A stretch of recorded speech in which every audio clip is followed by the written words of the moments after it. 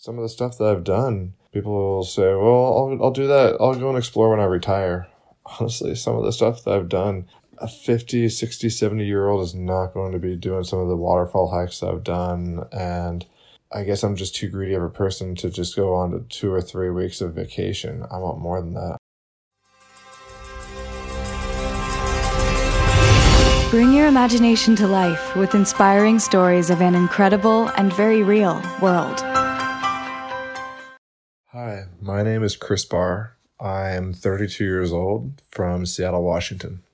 My story starts about 4 years ago when I maxed out my contract with Amazon Digital Music. I was really enjoying my job there, but I had maxed out my contract. So I was very hopeful that after the 3 months that I legally had to be gone, I could come back to the job because I had excelled at it a lot. And long story short, I never heard back from Amazon. I was actually told that the job that I previously had gone to AI now. And so I thought that I would fulfill a dream of going to Australia, and I purchased a 1-year work holiday visa. 1 week after I did that, however, I heard from Apple, and Apple wanted me to come and work at their Apple store. And the only reason why I chose that was because I was thinking that I could work my way up into corporate and work for iTunes or Apple Music or something like that, because I just wanted to work with their live sound. And it was amazing to me how that company is so divided. Corporate and retail are almost just two completely separate companies. It's really baffles me, honestly. But another long story short, I had to do a lot of digging, but I found out that the career path that I was wanting, Apple does not support that. They don't have a way to help me grow with that. I was really bummed, but at least I had found out the truth. And once I found that out, I was trying to knock on any door that I could to get into any live sound company where I could just travel and be around live sound and work my way up in that. And I wasn't getting anywhere.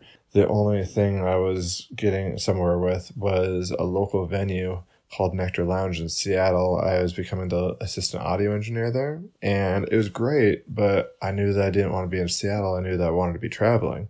I was still working for Apple, and I was just at my wit's end. I was not happy. I just wanted to travel. So I just had some side gigs of audio engineering, and I saved up money, and I found a one-way ticket to Bali. I purchased it, and the ticket was in about 2.5 weeks.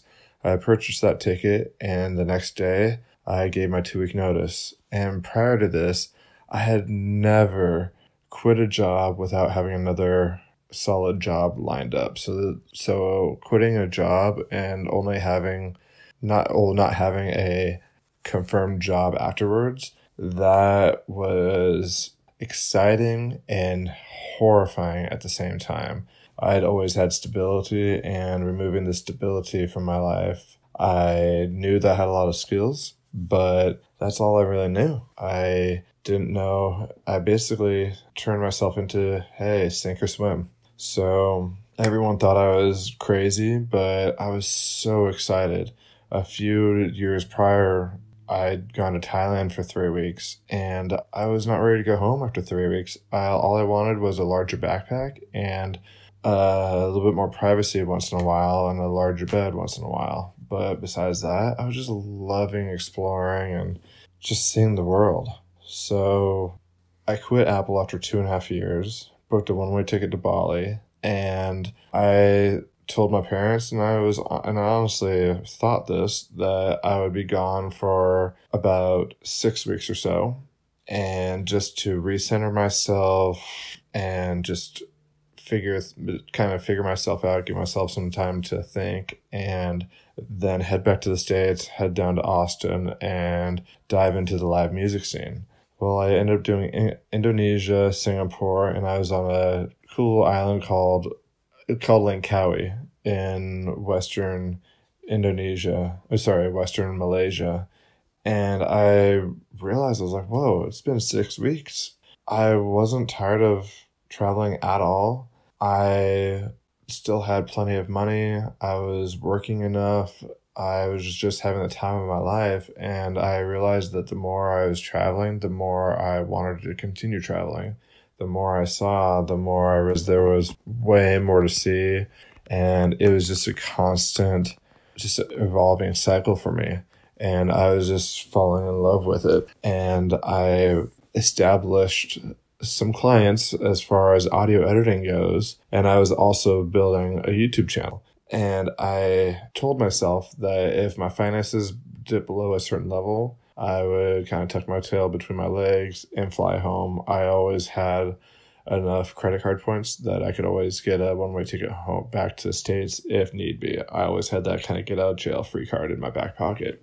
But a year and a half later, and I haven't used that. I've just been working from my laptop and exploring the world, meeting new people, just trying to live my best life. And it's not always glamorous. It's not always the easiest, but I'm not bound by what I call golden handcuffs.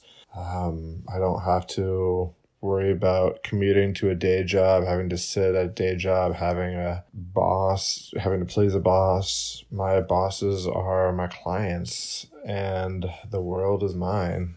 I don't know how long I'll do this. I'm just kind of taking it day by day, month by month. I have perhaps the next 2 months or so mapped out, but after that, I really don't know what I'm going to do, and I kind of love it. So yeah, that's my story in a bit of a nutshell. Hope that helps or inspires somebody out there. There's so many excuses, and honestly, I was in sales for so long that you just overcome objections. I was in a 2-bed, 2-bathroom apartment with a car. I moved out of the 2-bed, 2-bath. I sold all my big furniture, put the rest of my smaller stuff at my parents' in storage, and put my life into 2 backpacks. And it's amazing. I love shoes. I love clothes. I love technology. I had my own little recording studio in my apartment, and I downsized everything. And honestly, I feel like if I can do it, anyone can. You only have one life to live. Life's too short to be unhappy, so might as well try to be as happy as you can. And some of the stuff that I've done, people will say, well, I'll do that. I'll go and explore when I retire. Honestly, some of the stuff that I've done, a 50, 60, 70-year-old is not going to be doing some of the waterfall hikes that I've done. And I guess I'm just too greedy of a person to just go on to 2 or 3 weeks of vacation. I want more than that. I want to be gone for a month or two. And there's not too many jobs that will allow you to do that. But this lifestyle, it lets me do it. And I love it. Thank you for joining us on another audio adventure right here at Wandertale, the travel podcast community.